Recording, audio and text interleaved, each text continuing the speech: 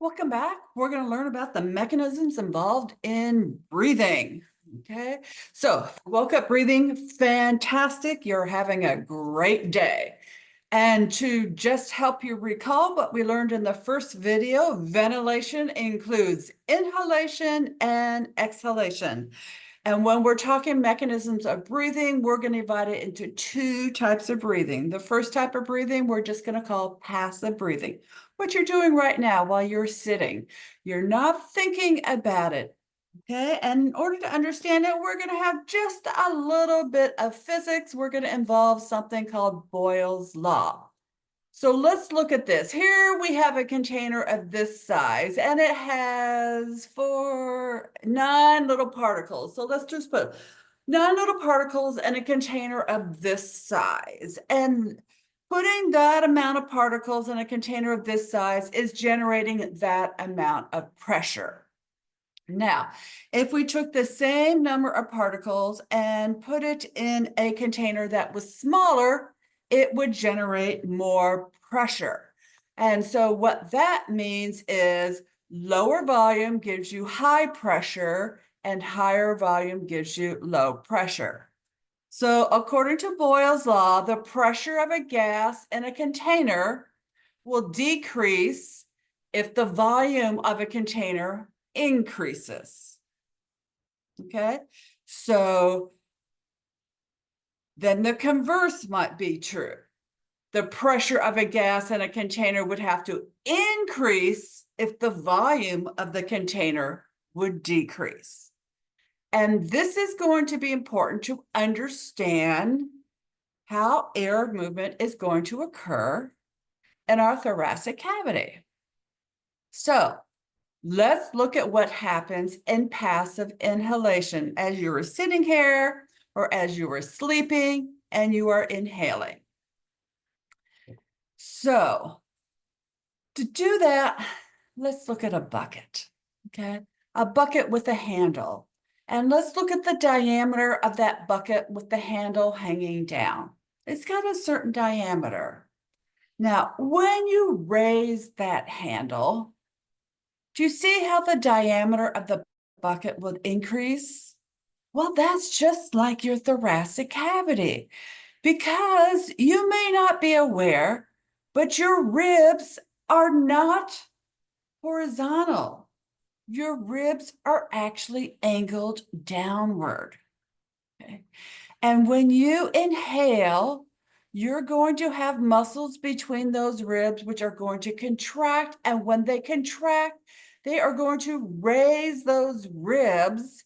And when they raise those ribs, they are going to increase the side-to-side diameter, as well as increase the front to back diameter of your chest cavity. Just from those muscles. And you don't have to know the names of those muscles. But there is a muscle I do want you to know the name of, and that's your diaphragm.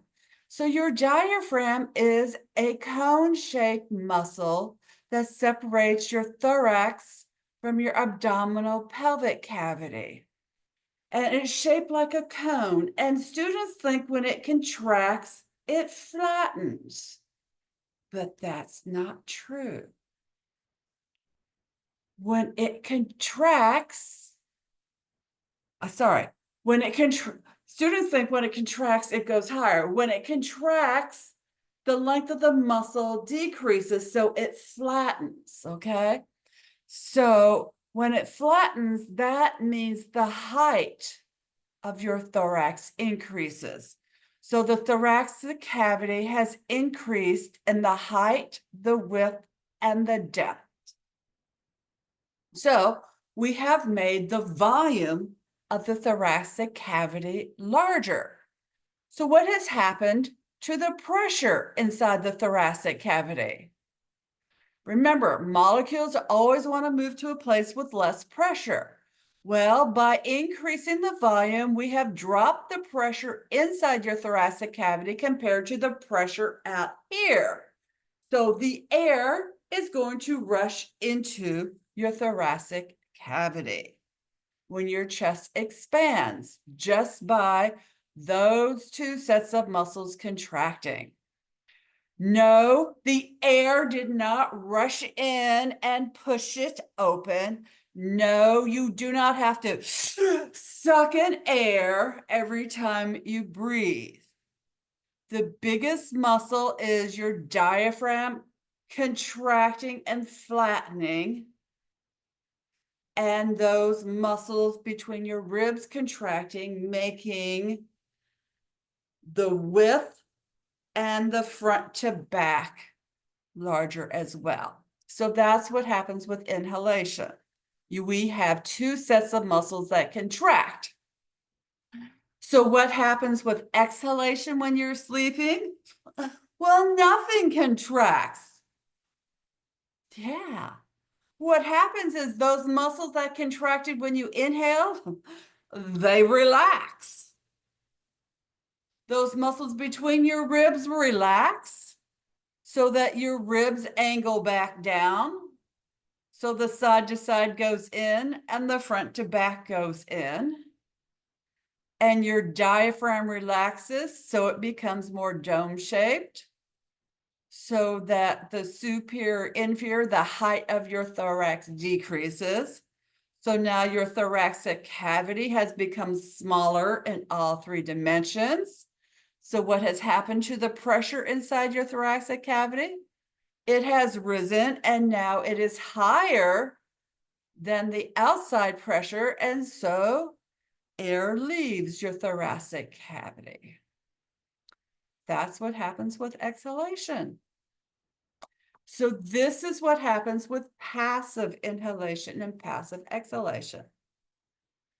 So now what happens, like for instance, if you want to take a deep breath, take a deep breath. Do you feel other muscles in your chest moving? Can you feel muscles in your neck? Can you feel muscles in your upper chest moving? Yes, because there are upper muscles. You can feel muscles in your neck. Yes, we have muscles in our neck which can pull on these upper two ribs. Yeah, so we can get an extra quarter cup of air moving in. We can pull our pectoralis minor muscles so we can get extra air in there. Yes, and then there's another set of muscles, real important for athletes that's going to do there. Don't have to learn the names of any of those muscles. This is called forced inhalation. There are other muscles that will come into play with forced inhalation. How about forced exhalation? Pretend you are blowing out 100 birthday candles. Blow, keep on blowing, blow, blow, blow, blow, blow, blow, blow, keep on blow, blow, blow, blow, blow. Where did you feel it? Did you feel it in your stomach? If not, blow, blow, blow, blow, blow, keep on blow, blow, blow, blow, blow, blow. Did you feel your stomach muscles? Yes, because we are going to use muscles in our chest to really pull our ribs down, and then we are going to use muscles in our abdomen to compress our abdomen, to really push that diaphragm higher and higher to make our chest cavity smaller. And that's what we do with forced exhalation. But once again, don't learn any of those muscle names. Just realize for forced inhalation and forced exhalation, we contract other muscles. Passive inhalation, we are contracting the diaphragm as well as muscles between our ribs. Passive exhalation, we are contracting nothing. We are relaxing the muscles of passive inhalation. Well, that's it for this section. I will see you soon. And I think we're talking about lung volumes next. So be prepared to breathe again.